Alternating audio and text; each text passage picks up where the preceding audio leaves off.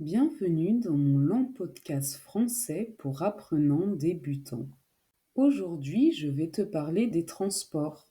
Je me déplace principalement en voiture pour aller au travail et faire les courses.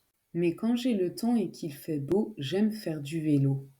Il y a de nombreuses pistes cyclables autour de chez nous. Il y a aussi les bus et la station de train est proche de chez moi. Je peux me rendre dans de nombreuses villes avec le train. La ville a mis aussi dans la rue des vélos et trottinettes électriques que tu peux louer. C'est pratique, mais parfois c'est dangereux car les gens roulent sur le trottoir avec leurs trottinettes. Ils vont vite aussi et on ne les entend pas arriver. Une fois je marchais sur le trottoir et j'ai failli être renversée par une trottinette. Je trouve que les automobilistes anglais conduisent mieux que les Français. Je les trouve plus prudents et ils respectent davantage la signalisation. Mais ce que je déteste, ce sont les ronds-points. Ils sont énormes, avec plusieurs voies et des feux rouges dans le rond-point.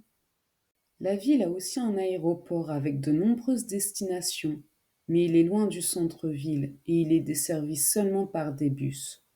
Je suis étonnée qu'une ville de cette taille n'ait pas de métro ou de tramway.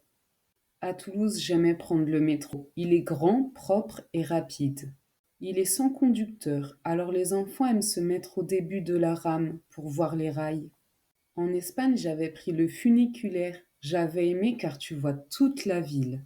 Lorsque j'étais adolescente, j'avais un scooter. C'était la liberté pour moi, car j'habitais à la campagne sans moyen de transport public.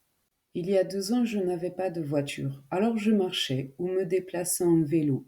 Lorsque je voulais aller plus loin ou que la météo était mauvaise, je prenais le bus. À Bristol, il existe un service de bus à la demande. Ce sont des minibus qui relient des zones peu desservies par les transports publics. C'est super parce qu'ils sont rapides et pas chers. L'inconvénient, c'est qu'ils ne sont pas disponibles tout le temps et il faut réserver à l'avance. Et toi, dis-moi en commentaire, quel transport utilises-tu?